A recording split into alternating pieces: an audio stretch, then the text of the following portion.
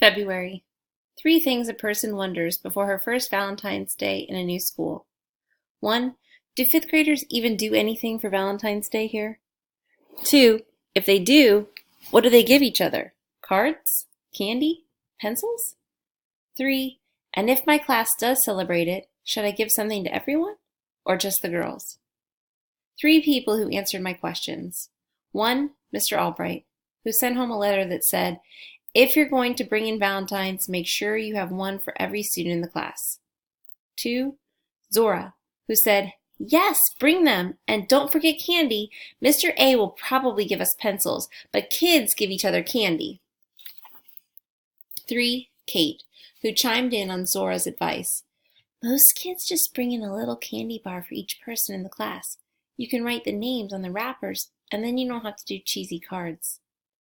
4 things I got for Valentine's Day at school. 1. 8 mini packs of Skittles. 2. 7 packets of Fun Dip. 3. 2 miniature chocolate bars. 4. 2 pencils.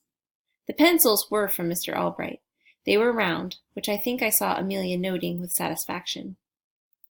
4 surprising things about Valentine's Day at school. 1. Everyone actually brought something, even the boys. By 4th grade at my school, half the boys weren't doing the Valentine thing anymore. 2. Charlie just gave Zora a small bag of Skittles, like he gave to everyone else.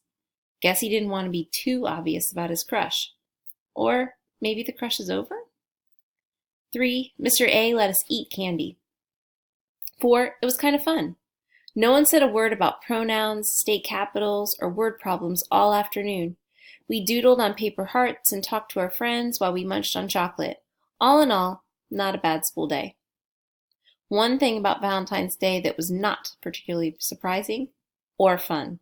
1. When Amelia saw the little packets of red hearts I was giving everyone, she said, oh, you like those? I think they're way too spicy. I'm surprised you didn't give Zora a personalized present. Seems like you always remember everything she likes. I'll take them, Zora said. I actually love Red Hots. That's something else you can remember. 3 things I felt like doing in that moment. 1. Hugging Zora. 2. Breaking all of Amelia's perfect pencils in half. 3. Fleeing the classroom. How did Amelia know I remembered stuff about Zora? I was being so careful about not showing my memory. Did Amelia know I actually remembered stuff about everyone? One thing I did instead. Turned to Zora and said, my dad melts these and makes red hot candy apples. You should come over and do it with us sometime. Zora's eyes got wide, and she said she definitely wanted to try that. Amelia was behind me, so I couldn't see her eyes, but I could feel the lasers they were shooting through the back of my head. What I didn't mention was that Dad had barely cooked at all since we'd moved here, so I wasn't sure if I'd be able to make good on that offer anytime soon. Even though he'd been so excited for our big kitchen, he'd been working too much to use it. When the weather was warmer, he always was out on the job site. Now that it was winter, the construction had slowed down, but its office hours were longer because he and the other engineers had to plan for spring. I knew the red-hot apples might have to wait. 2 Valentines waiting for me at home. 1. A box of chocolates from Grandma Elaine. 2. A heart-shaped earrings from Aunt Pen with a note that said, your mom told me about your book challenge. Here's some extra motivation. 2 things I should have said after Mom handed me those presents. 1. Wasn't that nice of them? 2. Happy Valentine's Day, Mom. 1 thing I should not have said. Well, isn't it nice that someone in this family gave me something for Valentine's Day? I should not have said that, but I did. 2 things Mom did next.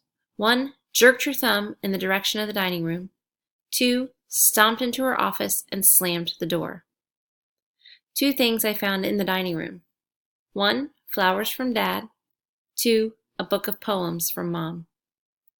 2 things I said after I knocked on the office door. 1. Sorry about that. 2. Thanks for the book. Mom just mumbled, you're welcome, and said she had to call a client. I stood by the door for a while, but I never heard her on the phone. I couldn't remember the last time I'd hung out with her in her office and watched her work. 2 reasons I think Mom likes to hole up in her office. 1, she can get away from Ted and me when we're snippy the way I just was. 2, it's easier to keep secrets from your kids when you aren't around them. Either way, I guess I'm not the only one who needs space these days. Finally, I turned and went up to my room. I took Aunt Pen's earrings with me so I could hold them up and imagine how they'd look once my ears were pierced. 4 thoughts about getting my ears pierced. 1, it's time already. I haven't done a scientific survey, but I'm pretty sure about 90% of girls my age have pierced ears. At least that's the statistic I keep giving Mom, and I'm sticking to it. 2, once I'm allowed to take out my first little piercing studs, I want to get peace signs, or pandas, or both. 3, I wonder how much it'll hurt. 4, but I don't really care. Mom says I've always had a high pain threshold, which is good for someone who has as many mishaps as I do. 4 unexpected mishap-related injuries. Yes, these have all happened to me. 1, jam your finger on a basketball. 2, staple your thumb. 3, chip a tooth while opening a plastic container with your mouth. 4, and most recently, trip while holding a pencil with the tip pointing up, causing you to jam the pencil into your arm. 12 things had happened after I jammed the pencil into my arm. 1, my arm started bleeding. 2, Mr. Albright told me to go to the nurse. 3, he told Amelia to go with me. 4, Amelia stood up to come with me, but she looked a little unsteady.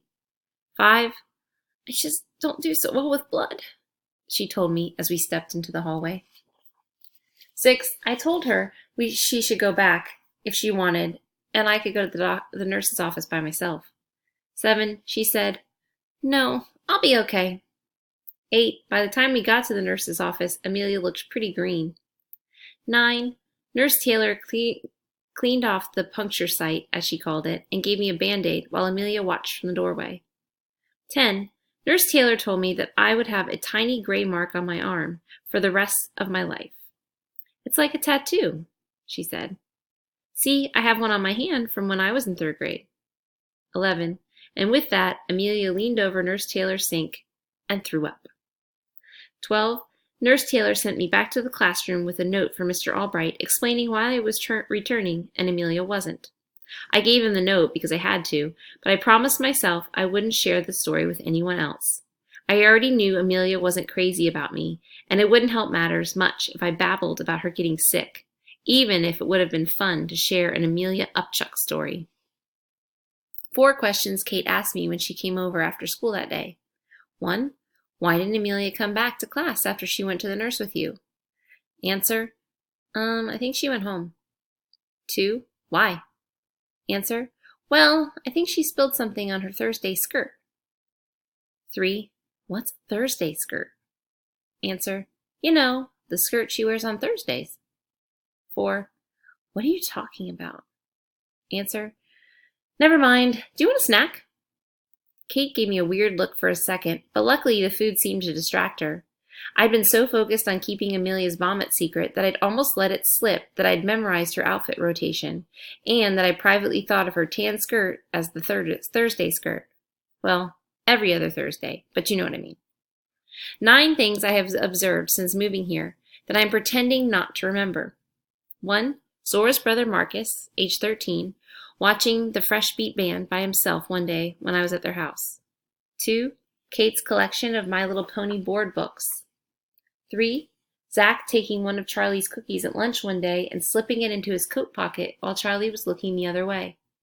4, Amelia's outfit rotation. 5, Zora's habit of sticking her tongue out while she writes. 6, Zora's initials inside a heart on the bottom of Charlie's sneaker. Either the heart is old or the crush is still going. 7, Mr. Albright checking his hair in the mirror every Friday after the last bell rings. 8, Mr. Albright laughing and chatting with Nurse Taylor by her car last Friday afternoon. 9, Amelia losing her lunch in the nurse's office. I know it might seem like good manners that I don't repeat things, but come on, how tempting is it to tell someone about my Albright-Taylor theory? But I learned my lesson, and I'm keeping my mouth shut. 5 things I worry would happen if I told anyone about any of the above. 1, whoever I told, probably Kate or Zora, wouldn't be able to keep the secret. 2, I might get someone in trouble without meaning to. 3, I might get myself in trouble without meaning to. 4, people would think I was a weirdo for noticing and remembering so much. 5, I'm already the new kid. I don't want to be the freaky spy kid, too. I'm really ready to just be a kid. But there is one thing I'm really tired of keeping my mouth shut about. The severance letter. It's getting to be too much. The more Ted and I watch Dad try to figure things out in Clover Gap, the clearer it is that even though he tried to psych us up about living here, he actually never wanted to leave the city. We must have left only because he couldn't find another job in New York. 4 things Dad seems clueless about in Clover Gap. 1, building fires in the fireplace. 2, taking care of house stuff like kitchen drains, clogged gutters, and leaky ceilings. Basically anything the building super did for us in Brooklyn. 3, driving, because Dad grew up in the city. He walked or took subways everywhere and almost never had to drive.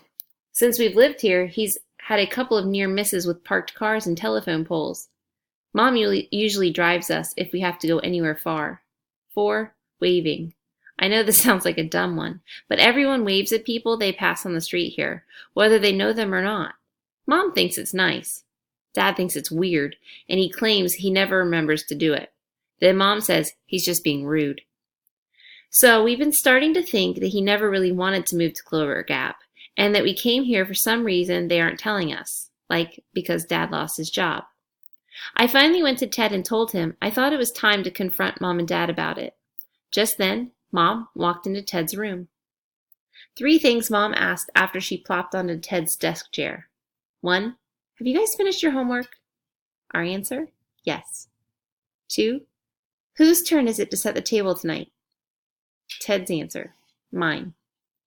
3, and then, maybe because we seemed weirdly cooperative, is everything okay with you two?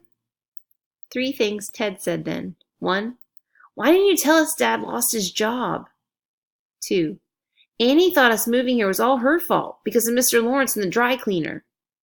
3, and if Dad lost his job way back in February, what was he doing all those months when we thought he was working in New York? Places we all looked next. 1, Ted at Mom. Mom at me. Me at the floor. Then Mom started crying. 4 times I have seen my mother cry.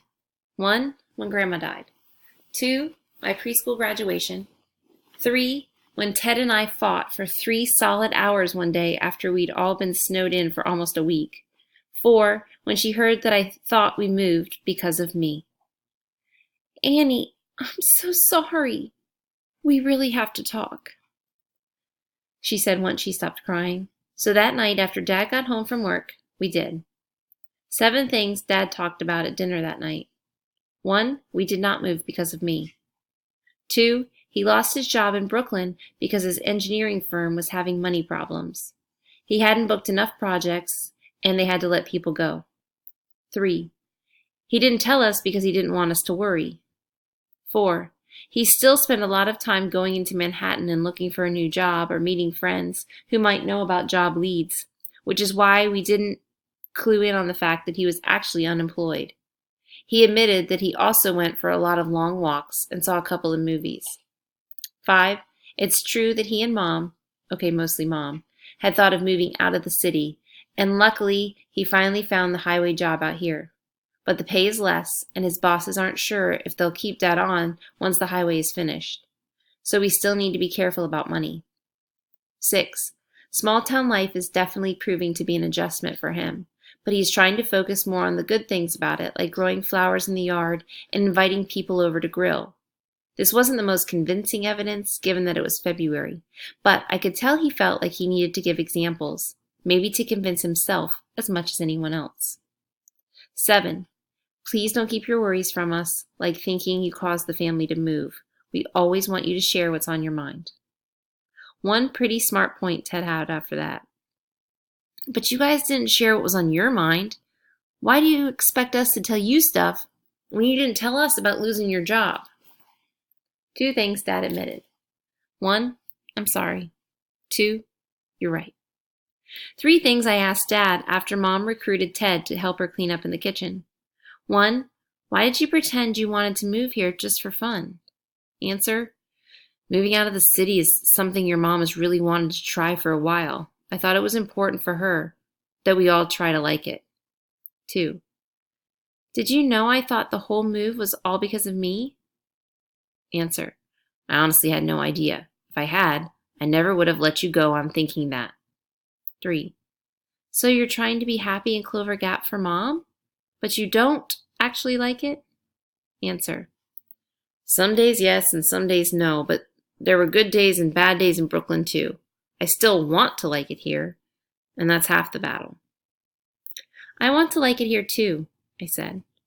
Most days now I think I do. Well, he said, reaching over to tuck my hair behind my ear. Thanks for saying so. Knowing that goes a long way toward helping me to like it. One last question I asked after Mom and Ted returned. Mom was carrying a plate of cookies, even though it wasn't dessert night. Will we ever move back to Brooklyn? Up until now, even though he'd been saying some brave stuff, Ted was mostly looking down, like he was talking to his food. But when I asked that last question, Ted's head popped up and he looked right at Mom and Dad. He had obviously been wondering the same thing. One answer Mom gave that really didn't satisfy anyone. We don't know. But why don't we see how things go here? After a while, Clover Gap might really feel like home to us. Dad and Ted both seemed really interested in their cookies at that point. I could tell no one could think of a good thing to say next. In the spirit of honesty and lightening the mood, one thing I told them was on my mind right then. I stabbed myself with a pencil today, and now I have a tiny tattoo. 4 things I told Millie in my email to her that night. 1. Did you know that if you poke yourself hard enough with a pencil, it leaves a mark that will be there for the rest of your life? Don't try this yourself. I'll show you my mark next time I see you. 2. There's a lot of snow here. 3. Kate is an amazing snowball maker. She helped me retaliate when Ted attacked us. 4. So, guess what? We found out that the real reason we left Brooklyn was that my dad lost his job there. He didn't tell us because he didn't want us to worry. And Mom was seriously into trying out small town life, so she wanted to come here. Anyway, point is, it really wasn't my fault that we moved. Even though this was big news, I didn't want to call Millie and have anyone overhear our conversation, so I sent the email and spent about half an hour after that listening for the ding that meant she had written me back. Finally, Mom made me get ready for bed. 5 things had happened between Amelia and me at school the day after the pencil incident. 1, when we were alone in the coat room, I asked her how she was feeling. 2, she said, "Fine." "Why?" in a flat voice. 3, "You know, because you were sick yesterday," I answered. 4, she replied, "I don't know what you're talking about." 5, "Right," I answered. Never mind. Like I said, I wasn't going to tell anyone about Amelia throwing up, but I didn't realize I'd have to pretend it didn't happen with Amelia herself. I'm not sure what the big deal is. I mean, throw up happens. 5 inconvenient places I have vomited. 1, in the car on the way to my dad's cousin's wedding. 2, on the new book cart at the public library. 3, on my babysitter's shoes. 4, at my dad's office on Take Your Kids to Work Day. 5, in the prize box at the dentist's office. As you can see, this is something I had a bit of experience with when I was younger. Luckily, it doesn't happen much anymore. But I guess my upchuck years, as Dad calls them, made me get used to the idea of throwing up. I used to worry a lot about what was going to happen again at any minute. But now that my stomach has settled down, there are other worries that keep me awake at night. March. 9 things I worry about when I'm trying to fall asleep. 1, kickball starting again when the weather gets warm. 2, mysterious noises. There are way more mysterious night noises in Clover Gap than there were in Brooklyn. And of course, I seriously suspect bears. 3, that Millie's mad at me. She still hasn't responded to my email about Dad's job. Did she not get it? Did I annoy her when I said Kate was a great snowball maker? What is going on? 4, that Amelia will decide to convince Zora that she shouldn't be friends with me, that my parents won't be able to afford the things we need, and that they'll argue about it, and the house will fall apart because everything is too expensive to fix. 6. The dad's highway job will never end and will stay in Clover Gap forever, and Ted will always be miserable, and I'll never have a real best friend again. 7. The dad's highway job will end soon, and then we'll really have money problems. 8. That if we move back to Brooklyn, I won't have a best friend there either because Millie seems to be moving on. 9. There are other big things, like people who are treated unfairly. I don't know if other kids my age worry about stuff like this. No one really talks about it, so it's hard to tell. But stories like the one about Zora's mom and the pool party go through my head over and over again. When I told Mom about that one, I could tell she wasn't really sure what to say. 4 things Mom said when I told her Zora's mom's story. 1. You're right, that's awful. 2. Unfortunately, that kind of thing used to be pretty common.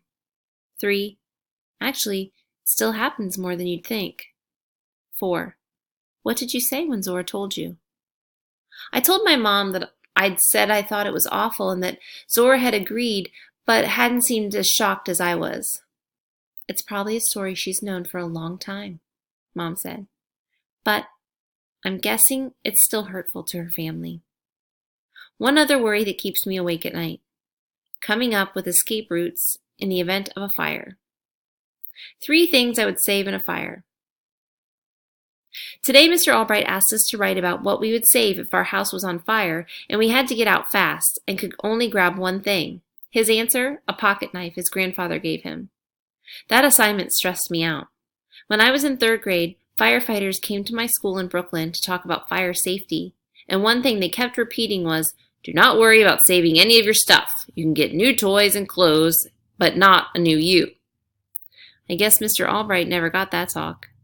And now that he has asked about it, I imagine that I'll be standing in my smoky room thinking, what should I save? And I'll forget to climb out the window. But since you asked, Mr. Albright, here's what I would save. Number 1, my stuffed panda Natasha. I've had Natasha the longest. I know I'd feel bad about not saving the others, but I'm picturing a smoky room, and I know I'd have to make tough choices. 2, the locket Aunt Pen gave me for my last birthday. 3, my book of lists. 3 things Amelia would save in a fire. 1, her cashmere sweater. 2, her heart-shaped jewelry box. 3, her photo albums. 2 things Kate would save in a fire. 1, the copy of The Secret Garden her grandmother gave her. 2, her glasses. She's very practical. 3 things Charlie would save in a fire. 1, his fedora. 2, his Lego Millennium Falcon. 3, his Han Solo t-shirt. 4 things Zach would save in a fire. 1, his Lego Death Star. 2, his Darth Vader shirt. Definitely a theme here. 3, his catcher's mitt. 4, his grandpa's army medals. 2 things Zora would save in a fire. 1, her fluffy purple pillow, because she can't sleep without it. 2, her neighborhood map. She has worked on her map for years, adding to it whenever she discovers a cool new or secret place. She says she can't make a copy of it because she doesn't want it to fall into the wrong hands. 5 important landmarks on Zora's map of the neighborhood. 1, Skeleton Hill, the best sledding hill in Clover Gap. 2, Hollow Oak, the best place to leave secret notes and treasures like Arrowhead Rocks. 3, Pond Fort, a small grassy place on the banks of the pond. It's hidden from view by the willow trees that bend over it. 4, the Giant Hole, a pit in the middle of Mr. and Mrs. Sutter's Y-shaped driveway. The hole is in the spot where the Y forks, and has a big utility pole coming out of it. All the neighborhood kids make a game out of seeing if they can ride their bikes past the giant hole and reach out and touch the utility pole without falling in. 5, the rock stream in the woods behind her house. 4 cool things about the rock stream in winter. 1, it's shallow enough that it freezes pretty quickly. 2, after a light snowfall, if you look closely, you can see the shapes of the individual snowflakes on the ice. 3, when the ice is thick, the neighborhood kids have sliding races on it. 4, when the ice is thin, you can see little fish swimming just beneath it. 3 reasons Zora was determined to catch a fish in the rock stream. 1, she had just watched a TV show about ice fishing and wanted to try it out.